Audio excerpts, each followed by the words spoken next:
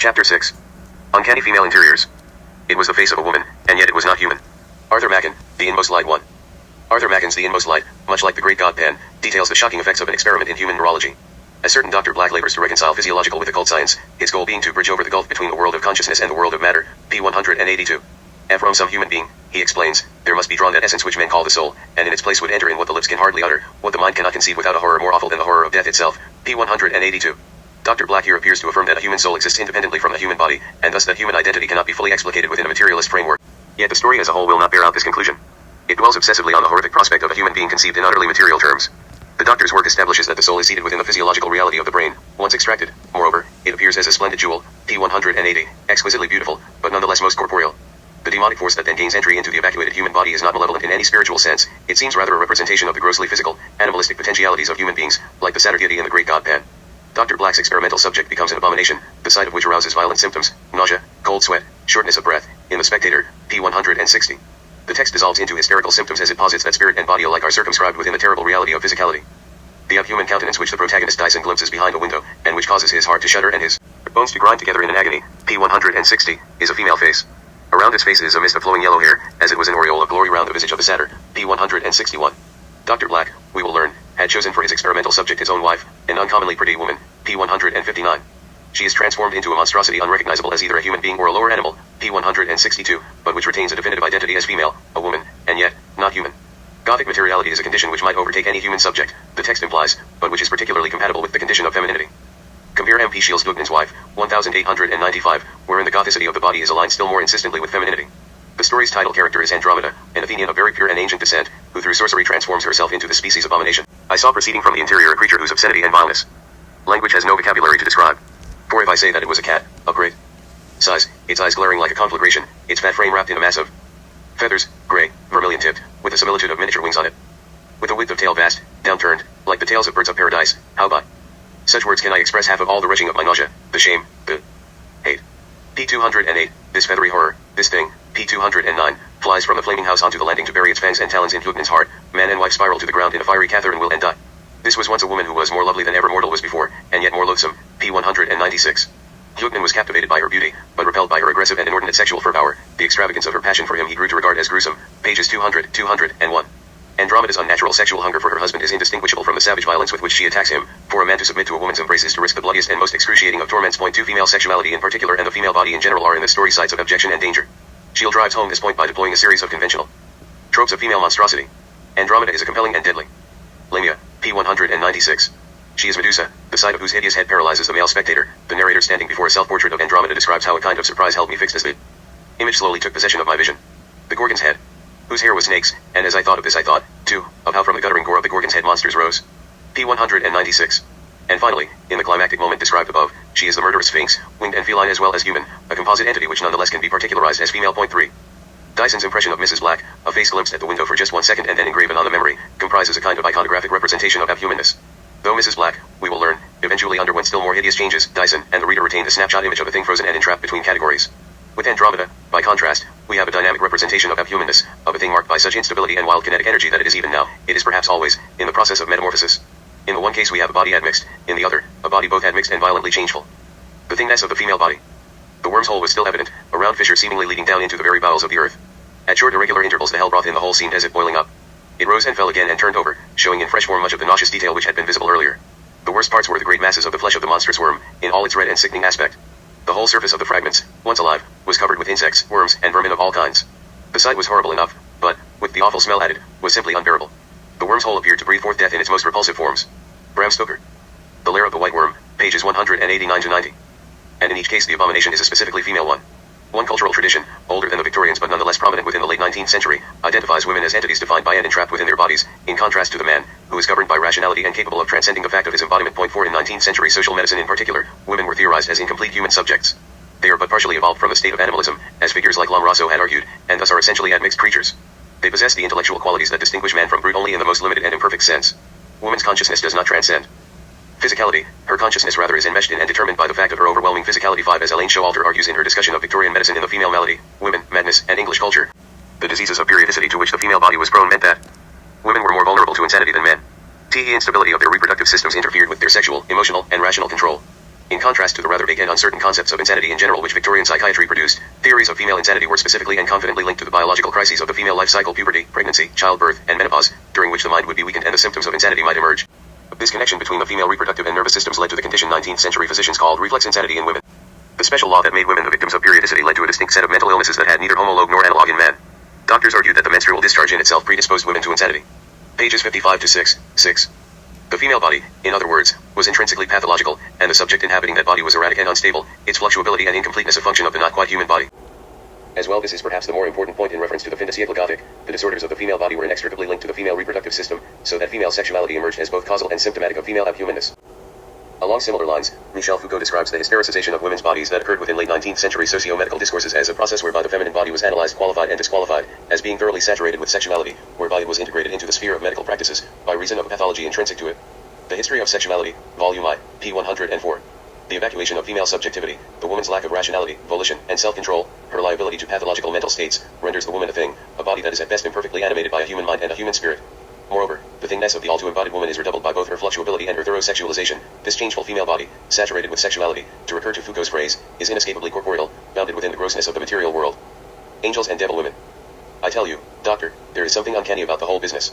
The woman is an unnatural woman. She is a she-devil. Dick Donovan, the woman with the oily eyes, 7. This 19th century perception of women as the sex, fully constrained within a sexualized identity, and so both corporeal and animalistic, stands in sharp contradistinction to Victorian celebrations of woman as a domestic angel, an essentially disembodied creature. Thus, as any number of cultural critics have noted, Victorian representations of women tend to polar extremes. Women are saintly or demonic, spiritual or bodily, asexual or ravenously sexed, guardians of domestic happiness or unnatural monsters. These two incompatible perceptions of femininity, women as angels, women as beasts, are often found side by side within the same text. For instance, in The Lair of the White Worm, 1911, where Stoker juxtaposes the pellucid innocence of Mimi Woodford with the lustful cruelty of Arabella the Snake Woman. A wide range of Victorianist scholarship examines the disparity between the seeming rigidity of gender roles and the instability of gender ideologies in the 19th century. That is, while the dominant discourses on gendered identity might rely on an understanding of the two sexes in fixed and oppositional relation to one another, masculine activity complementing feminine passivity and so forth, such understandings were in fact broadly contested within the culture, particularly towards the end of the century, when such ambiguously sexed and gendered subjects as the homosexual and the new woman emerged increasingly into public controversy.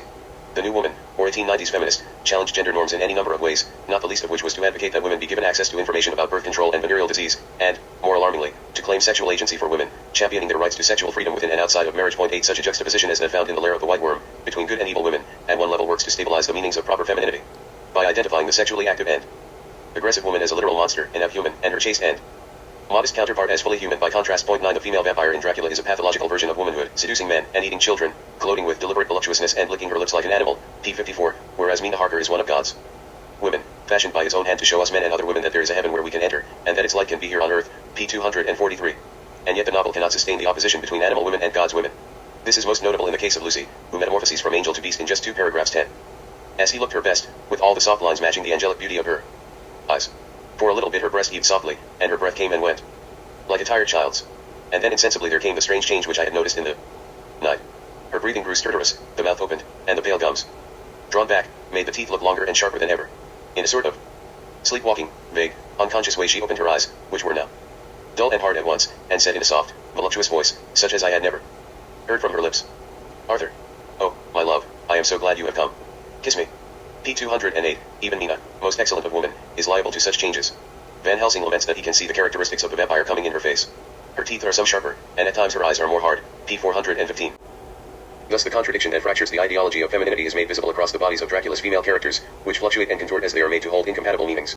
Or this contradiction may become startlingly visible all at once. Mrs. Black of The Inmost Light is a pure and loving wife, victimized by a science that brings to light the horrific potentialities of the female body. From the street Dyson sees her as both demon and angel, a satyr whose face is girded by a halo of gold.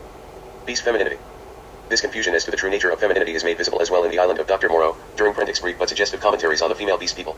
The novel's beast females, pitiful representatives of humanity as they are, appear early on in the text as parodic instances of proper femininity, champions of sexual morality and other civilized values.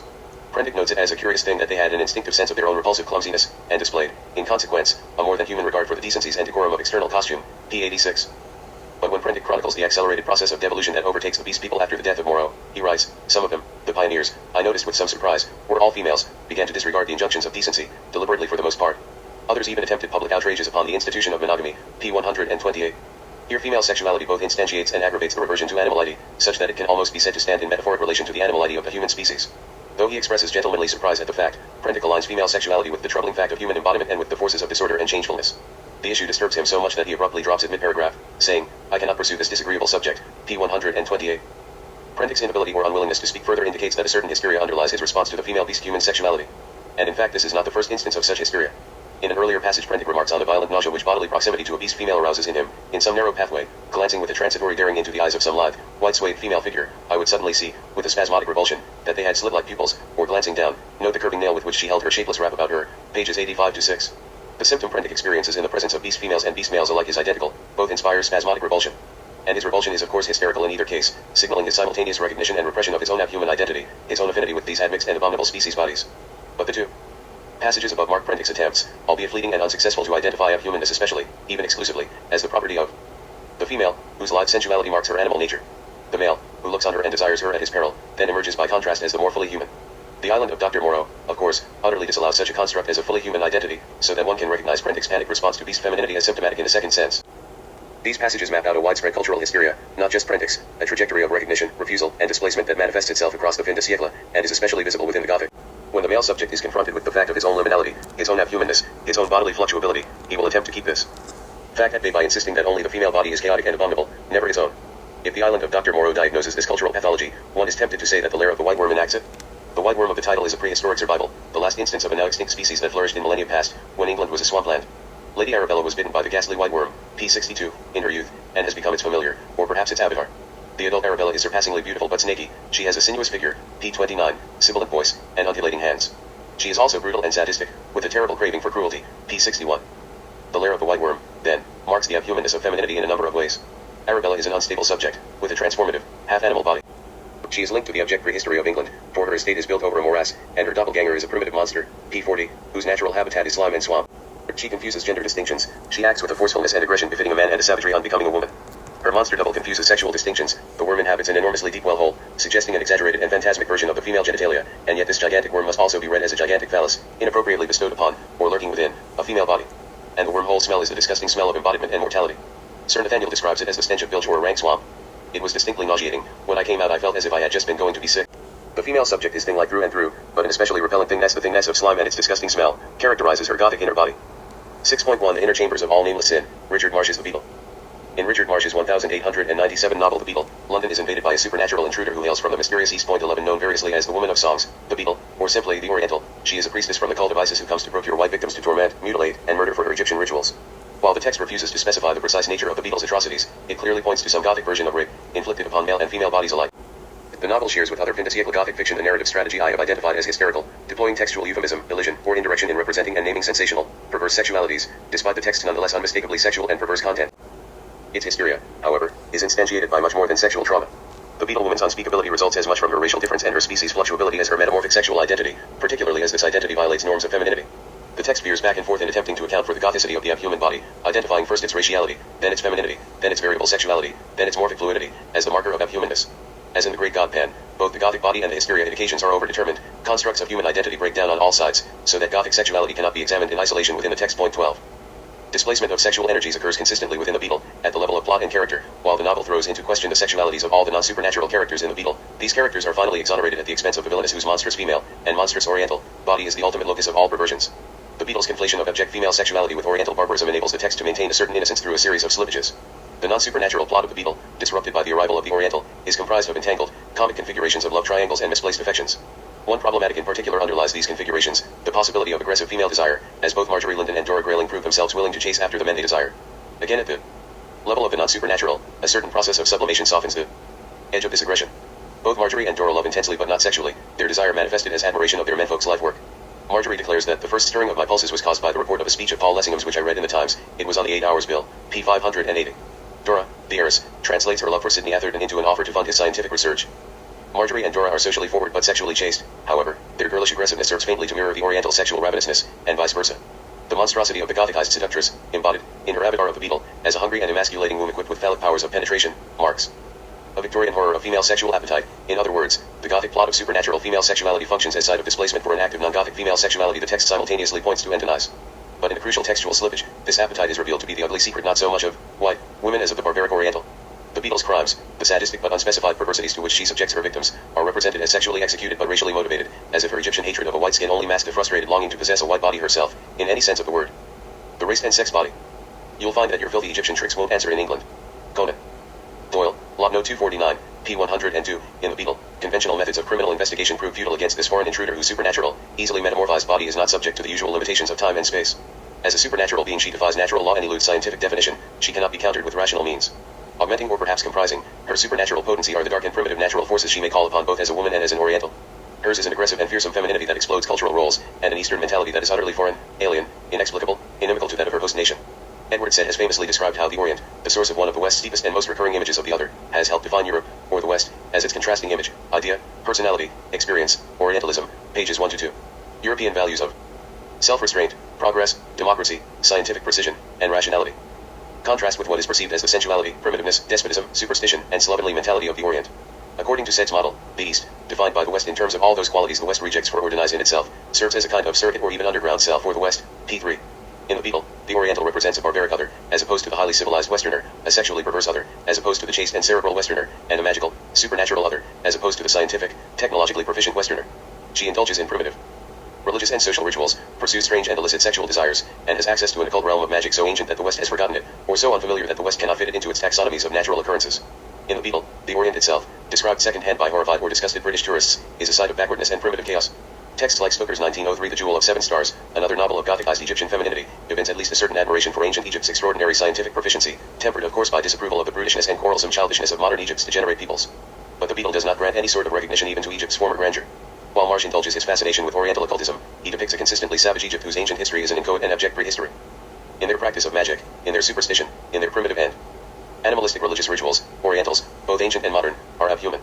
The Beetle originates from an idolatrous sect in the very heart of Egypt, which was stated to still practice, and to always have practiced, in unbroken historical continuity, the debased, unclean, mystic, and bloody rites of a form of idolatry which had had its birth in a period of the world's story which was so remote, that to all intents and purposes it might be described as prehistoric, pages 689-90.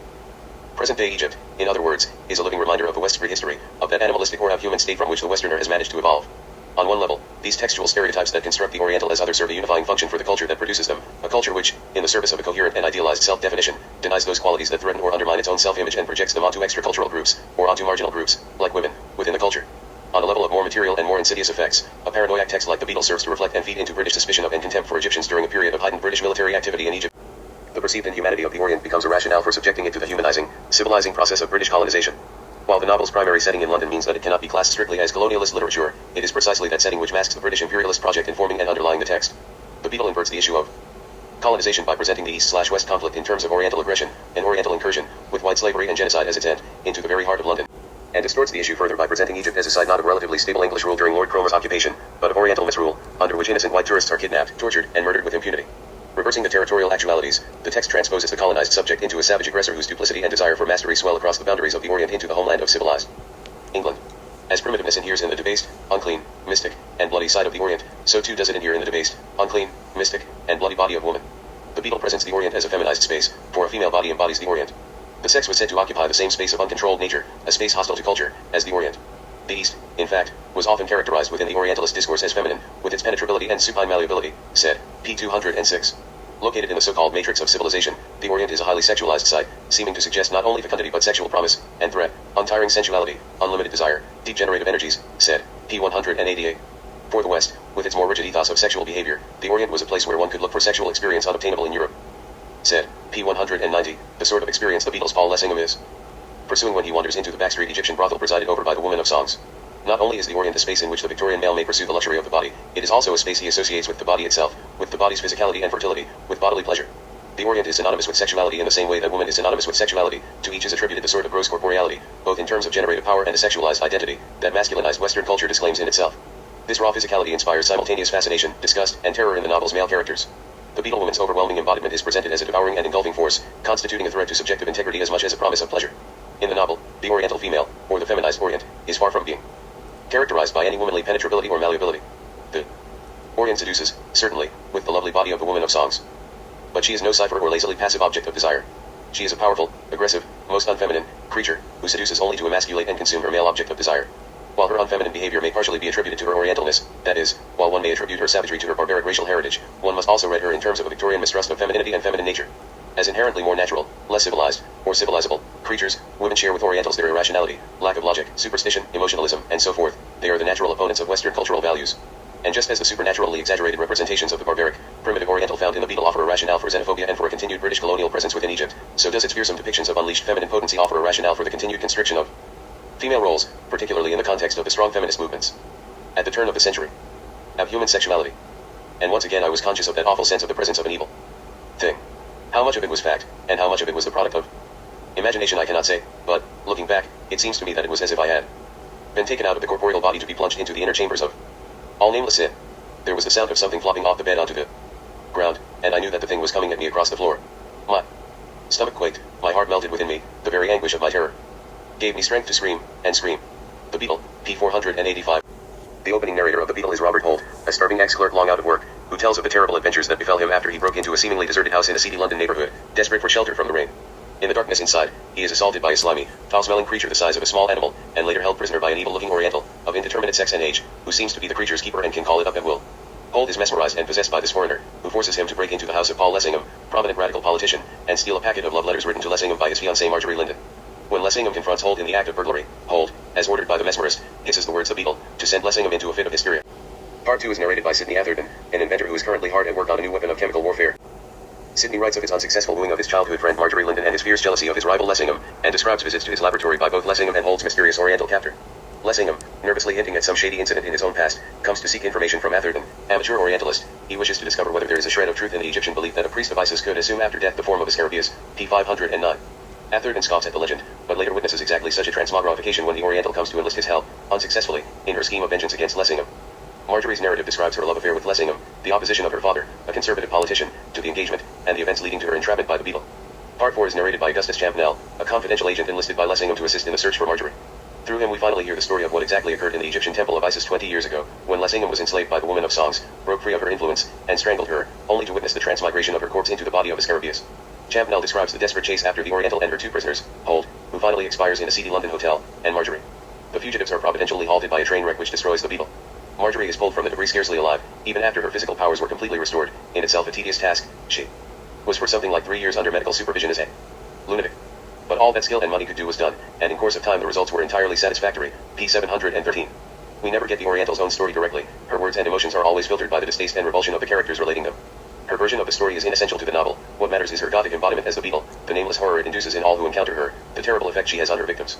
As a foreigner to the culture, foreign in the sense of both her Egyptian and her supernatural origins, she confronts late Victorian London with the specter of gross materiality, and evokes a response of denial and dread. The corporeal body in the Beetle is both a thing of terror, and a thing of sickness and fear. In her avatar of the Beetle, the Oriental is characterized by that nauseating amorphousness which one encounters so frequently in the monstrous creations of the fin de siècle Gothic. She is slimy, foul-smelling, and damp, adhering stickily to the body with her numerous legs. Her hypnotized victims, enthralled by the spectacle of thingness she presents, become entrapped in their own agonized bodies. She drives both Holt and Lessingham into an absolute and gibbering hysteria. With her arcane system of tortures, she reduces Marjorie to the wreck of a human being. The Beetle, in short, is abject, a creature whose unmistakable physicality and morphic fluctuability simultaneously fascinate and repulse. She is a liminal entity, the fact of whose existence violates multiple structures of meaning, including those that organize sexual and species identity. And she arouses in the onlooker a sense of nausea and dread, instinctive, subrational, and immediate. One knows that there is something wrong about her, but cannot put a finger on it.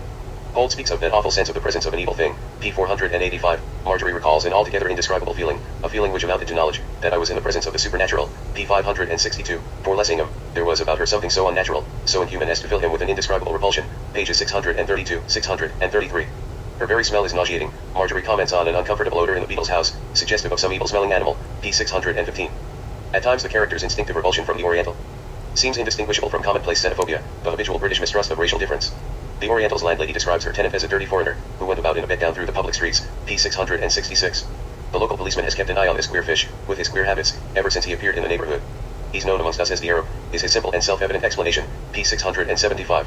Whether mistrust of the Arab is generated by racism or by the abjectness of this particular Oriental individual matters little. Abjectness adheres to, is the condition of, the Orient, and though she may be a particularly loathsome example of the Arab, she is by no means an exception to her race. Like most unscrupulous Orientals, the Beetle is savage in her pleasures, and heartless in their execution. She is cruel, and takes a wanton delight in her cruelty.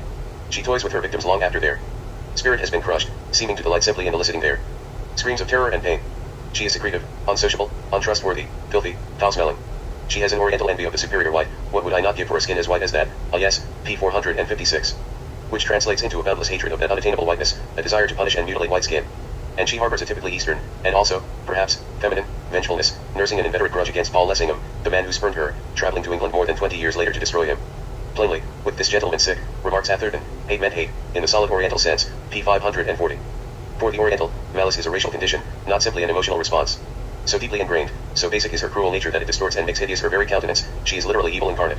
Her dreadful face is an index to her blighting depravity. As Holt describes her, there was not a hair upon his sick face or head, but, to make up for it, the skin, which was a saffron yellow, was an amazing mass of wrinkles. The cranium, and, indeed, the whole skull, was so small as to be disagreeably suggestive of something animal. The nose, on the other hand, was abnormally large, so extravagant were its dimensions, and so peculiar its shape, it resembled the beak of some bird of prey. The mouth, with its blubber lips, came immediately underneath the nose and chin. To all intents and purposes, there was none. This deformity, for the absence of chin amounted to that, it was which gave to the face the appearance of something not human, that, and the eyes. For so marked a feature of the man were his eyes, that, ere long, it seemed to me that he was nothing but eyes. p. 454. The creature is supernaturally ugly, p. 454, with the supernatural effect resulting partly from Oriental magicianship, the power of the mesmeric, compelling eyes and voice, and partly from the gross physiognomical traits the Oriental shares with various animal species. The Beatles landlady remarks that her tenant is more like a hideous baboon than anything else, let alone a man, p. 666. The abnormally small skull is a clue to the creature's inherently depraved nature, marking the savagery of the atavistic criminal, or the incomplete moral development of the inferior, less evolved non-Caucasian. But even her preternatural ugliness, sadism, and mesmeric potency cannot account for the overwhelming effective response the Beetle woman inspires. She is uncanny rather because of her bodily indefinition, her violation of multiple categories. When Holt first meets the creature, he cannot ascertain its age, its sex, or its nationality, except that it is foreign, p. 453-4 he cannot even vouch for its species. I saw someone in front of me lying in a bed. I could not at once decide if it was a man or a woman. Indeed at first I doubted if it was anything human. p. 453. He is particularly vexed by the issue of the creature's gender.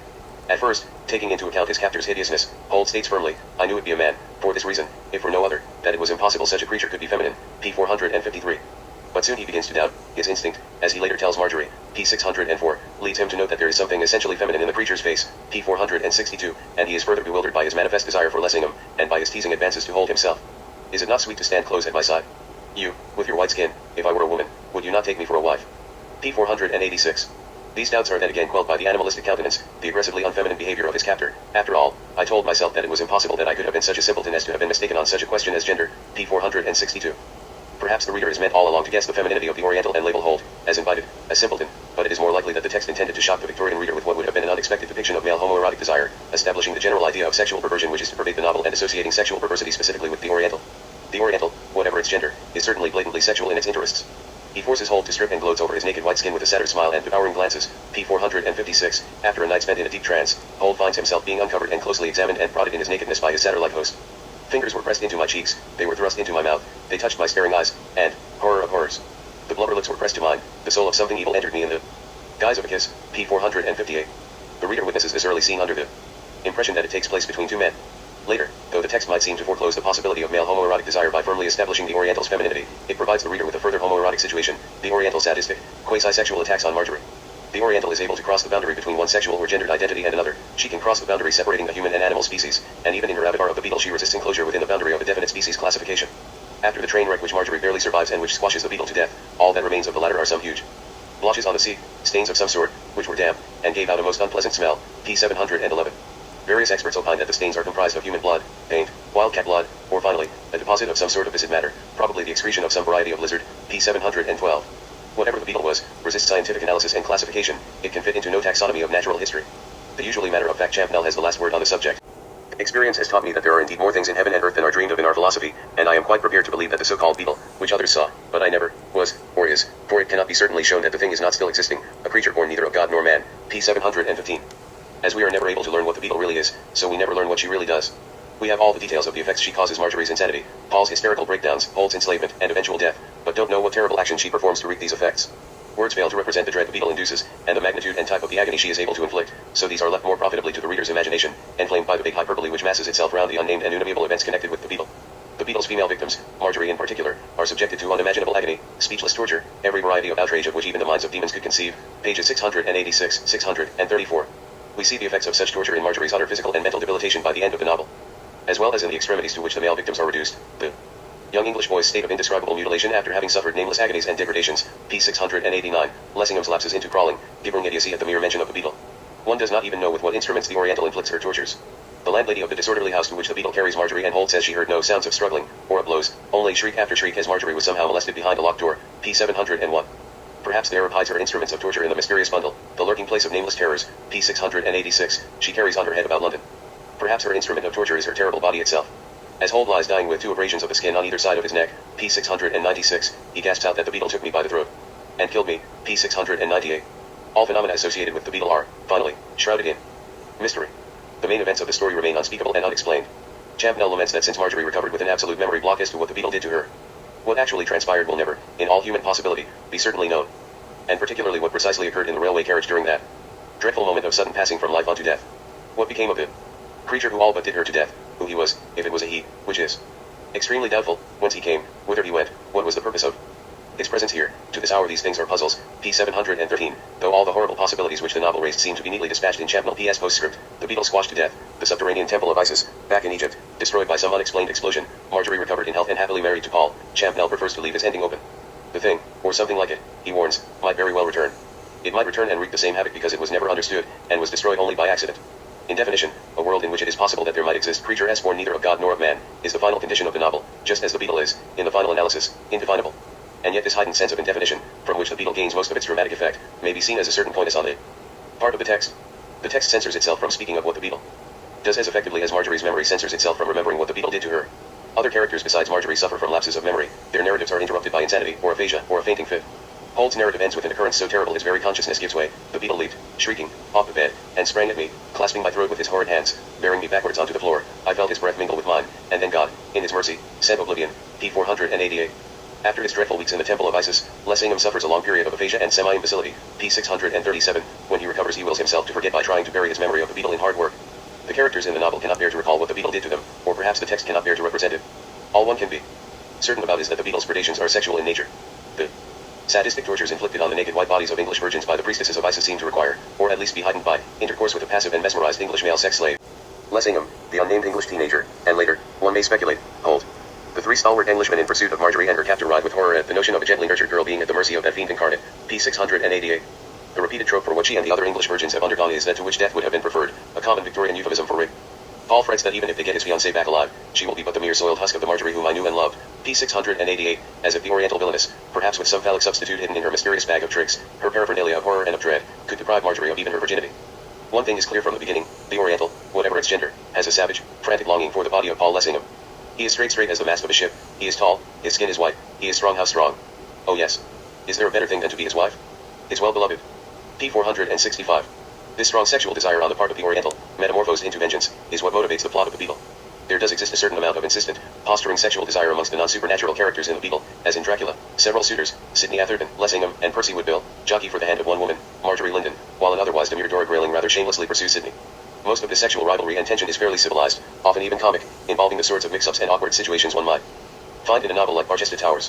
While the 2 rivals Atherton and Lessingham snarl and snap at one another, both are adamant about the purity of their intentions toward Marjorie. The novel even indulges in the traditional comic ending of a triple marriage, including the rather gratuitous awarding of a Dora Grayling bridesmaid to the minor character Percy Woodville. However, this civilized and commonplace comedy of mortal romantic desire is displaced, or perhaps one should say, shown up, by the terrible drama of sexuality brought about by the polymorphously perverse and intense desires of the Oriental villainess as she catches the major characters in her snares. Under her hypnotic suggestion, Sidney suddenly finds himself acknowledging a physical longing for Marjorie. I thought, of the delight of holding her in my arms, of feeling the pressure of her lips to mine. As my gaze met his, the lower side of what the conquest of this fair lady would mean, burned in my brain, fierce imaginings blazed before my eyes. P540. However, Sidney manfully shakes off the suggestion and disclaims the desire as his own. Rage took hold of me. You hound. I cried. Sexual desire, figured by the text as monstrous and violent, is displaced from the romantic relationships and projected onto the depraved Oriental.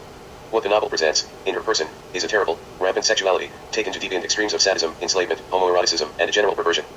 Gothic female genitalia. It often happens that male patients declare that they feel there is something uncanny about the female genital organs. Sigmund Freud, the uncanny, P152, and the perversion of the Oriental is explicitly linked to her femininity, as we see in the remarkable introductory sequence from Holt's narrative of the house with the open window. Seeking shelter, Holt enters the seemingly deserted house through the inviting open window, but no sooner does he enter than he wants nothing more than to leave, for he senses a presence in the pitch-dark room, something strange, something evil. I had a horrible persuasion that, though unseen, I was seen, that my every movement was being watched, and this invisible mesmeric gaze holds him and cuts off his retreat by paralyzing him, mind and body. P450. Immobilized and panic-stricken, Hold watches two glowing eyes, 6 inches above the floor, advance towards him. The creature, emitting an unpleasant, fetid odor, stalks and climbs him as he stands with unwilling but utter passivity. On a sudden I felt something on my boot, and, with a sense of shrinking, horror, nausea, rendering me momentarily more helpless, I realized that the creature was beginning to ascend my legs, to climb my body. It was as though it were some gigantic spider, a spider of the nightmares, a monstrous conception of some dreadful vision. It pressed lightly against my clothing with what might, for all the world, have been spider's legs. There was an amazing host of them. I felt the pressure of each separate one. They embraced me softly, stickily, as if the creature glued and unglued them, each time it moved. P451. The creature, proceeding with an infinitely sickening deliberateness, mounts its loins and the pit of his stomach, its odor becoming so intense as to be unbearable, and slowly proceeds up his neck to envelope his face with its huge, slimy, evil-smelling body, and embrace him with its myriad legs, at which point Hold is finally maddened into breaking the paralysis and shaking the thing off. P452. Except for the sight of the two glowing eyes and an occasional squelching sound, all Hold has to guide him in envisioning the creature are his senses of touch and smell, which feed him only impressions that nauseate him on a visceral level and quickly dismantle his powers of self-control, volition, and especially, rationality, those powers without which Hold feels himself unmanned. The creature's teasing advance up Hold's body, the darkness of the setting, the intense, intimate physicality of the contact, combined with the idea of stickiness and overpowering smell, point towards a reading of this as some sort of nightmare of sexual encounter, sexuality at its most primitive and terrible. Where Hold entered seeking warmth, shelter, and safety, he is paralyzed and assaulted, emasculated by this unseen thing that is a phantasmic version of the female genitalia. This same beetle that attacks Hold, as we discover later from Sidney Atherton's Amateur Orientalist Scholarship, is associated with the legendary transmigrations of Isis. And the story of the beetle which issues from the woman's womb through all eternity, P546. Lessingham's Woman of Songs metamorphosed into the beetle gave birth to this reduction of herself out of her own death, when Paul Lessingham finally broke free of her mesmeric control and strangled her. Always a sexual predator, a man-eater, she is transfigured into her own hungry, emasculating womb, damp, adhesive, and overwhelmingly nauseating. Hold and the other male victims, then, are not so much taken out of the corporeal body to be plunged into the inner chambers of all nameless sin, as Hold describes his experience, P485, as trapped within their corporeal bodies by the specter of the externalized inner chambers of that repository of nameless sin, a woman's body. The female body, saturated with sexuality, is thus a hideous abomination as exemplified by the beetle woman.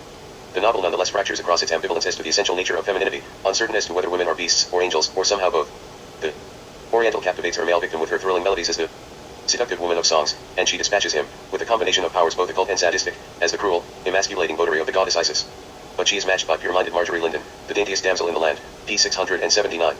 Though the traditional polarity of good versus bad woman is presented untraditionally by the beetle, Marjorie is too adventurous and outspoken to be a conventional heroine, and the woman of songs, by the time she appears in London, too hideously ugly to be exactly a femme fatale, the beetle does juxtapose a pert, lively, but desexualized heroine with a villainess whose fierce and emasculating sexual aggressiveness has made of her a repulsive, yet sexually potent monster, a ghoulish example of her sex, who had so yielded to her depraved instincts to have become nothing but a ghastly reminiscence of womanhood, P462. As the novel progresses, each woman becomes transformed into a sheer parody of the polarity of femininity she represents. The Oriental is revealed as a literal monster, cruel, sadistic, castrating, and vile, while Marjorie becomes reduced to complete passivity, physical incapacitation, idiocy, and dependence after she is captured and tortured. Femininity as represented by Britannia is all of the finest and most civilized. Essential femininity, the text seems to insist, is the femininity of Marjorie Linden, pure, high-minded, appealingly winsome, and metaphorically speaking, disembodied. The embodied female, with her troublesome sexual desires, her fluid gender identity, her terrible avatar of the beetle is a thing of objection, but the text denies that she has anything to do with true Victorian femininity. First, she has become unwomaned, or masculinized, by her behavior. In Hold's remark quoted earlier, it was impossible such a creature could be feminine. Second, after her femininity has been proved by the undeniable fact of her naked body, the reader is still free to attribute her unnaturally masculine sexual aggression to her Oriental savagery. The vulnerable white body. The beetle is a text obsessed with naked bodies. Robert Holt, Marjorie Linden, Paul Lessingham, the many victims of the Isis cult, all are stripped to the skin. The full phrase is always used, and leeringly examined, or tormented, or sexually molested in unspeakable ways we only have leave to conjecture. The Oriental, too, is briefly displayed to Sidney Atherton and the reader in all her nakedness, and only then, as she metamorphoses from human being to scarab and back again and her robes lie about her on the floor, is the tricky question of her gender settled once and for all. I had been egregiously mistaken on the question of sex, Sidney informs us. My visitor was not a man, but a woman, and judging from the brief glimpse which I had of her body, by no means old or ill-shaped either, P547. When stripped, the beetle's unexpected essence is her decided femininity, but when stripped, the essence, as the text emphasizes it, of her victims, male and female alike, is their decided whiteness. What a white skin you have, how white? What would I not give for a skin as white as that, gloats Hold's captor after commanding him to undress, P456. Champnell, recalling the rumors he has heard of a depraved Isis cult in Egypt whose practice is to offer young women as sacrifices, remarks that the cult members prefer white Christian women, with a special preference, if they could get them, to young English women, P690, and Lessingham, an eyewitness to the cult sacrifices, proclaimed solemnly of the victims, they were as white as you or I, P634. In the ramshackle London house that the beetle has turned into her headquarters, Marjorie Linden finds, on top of the pile of cushions and rugs that serves the Oriental for a bedspread representing a naked white woman, her writhings and agony depicted with lifelike verisimilitude, in the very act of being burned alive under the pleased scrutiny of Isis. As she watches, the bedspread begins to move, and the beetle comes out from hiding to seize Marjorie and begin to subject her to some of the same tortures. This is the point to which Marjorie's compulsively rewritten diary leads again and again, and past which it can go no further, her memory box after the moment when she meets her Oriental captor face to face. This event depicted on the bedspread is both the moment the text is trying to ward off the narrative gathering momentum as Marjorie's three champions rush to save her from the fate of a woman on the bedspread, and the point to which the text, like Marjorie's diary, compulsively returns again and again, in Champnell's second-hand narration of the ill-fated young Christian women abroad, in Lessingham's hysterical attacks or flashbacks in which he recalls what he witnessed in Egypt 20 years ago. There in the temple of Isis, young and lovely English women were stripped naked, outraged, and burnt alive, and then their ashes consumed by the participants of the Isis cult in a frenzied orgy, p635. The scene on the bedspread is a sort of icon of the monstrous potential of the Orient, an Orient which, in its insatiable desire for the whiteness of the West, its frenzied envy and hatred of the West, would destroy and engulf it in all its whiteness, consuming its very ashes. The text dwells obsessively upon the bodies of two naked women, one a victimizer, the other a victim, one, a masculine-appearing and behaving creature whose nakedness reveals, terrifyingly, her unexpected femininity, the other, a young Christian creature whose nakedness reveals, equally terrifyingly, the vulnerability of the white body, a vulnerability the white male victim shares. The feminine pulchritude of the stripped Englishwoman is not emphasized by the text. In her victimization, she is less a sexual object than a representation of whiteness at its best, whiteness in its most fragile, most valuable, most cherished state. Her nakedness reveals her as a member of the purest race, subject to the invidious envy and rage of lesser, dark-skinned peoples. The Beetle inverts its culture's own fascination with the Oriental experience, its mania for colonization of the desirable Orient, into a belief in British, white, desirability, and a fear of aggressive Oriental colonization. At the same time that the novel manifests a terror of engulfment by the Orient, it evinces, from a masculine perspective, a terror of an overwhelming female sexuality as embodied in the supernaturally potent Beetle woman. Even if the sadism of the Oriental vents itself most fully on her female victims, the real object of her visit is Paul Lessingham, her sexuality is directed towards man, and her desire is to consume her object. Aggressive feminine desire is portrayed by the novel as a devouring force which emasculates its male object and literally dehumanizes the sexualized female. For feminine pulchritude, and the lascivious desires that go along with it, does manifest itself in the Oriental. But the beautiful body of the woman of songs is a trap. Like Arabella in the lair of the white worm, the lovely siren hides beneath her fair form, in her nether parts, the serpent, the worm, or, in this case, the beetle, an emasculating and abject embodiment of her genitalia. In the beetle, a Victorian fear of the hidden depravity, the hidden potency, of the female is literalized, in the novel, by a supernatural occurrence, the Oriental's transformation from woman into beetle, from woman into a reductive, compressed, and monstrous embodiment of her sexuality. And a Victorian fear of the Orient is given focus by the supernatural powers of mesmerism, transmogrification, control over the natural elements, which the Western mind associated particularly with the Eastern races, and which the beetle uses to enslave and destroy her white victims. All of the barbarity and primitiveness which the West attributes to the Orient are borne out by the savage behavior of the beetle, but that barbarity particularly manifests itself as the sadistic sexual practices of a perverse female subject. By casting its villainess as an Oriental, the text manages to avoid suggesting that abject female sexuality could inhere in any sense in white women, but by casting its Oriental as a woman the text manages to suggest that barbaric sexuality is, in some sense, inherently female.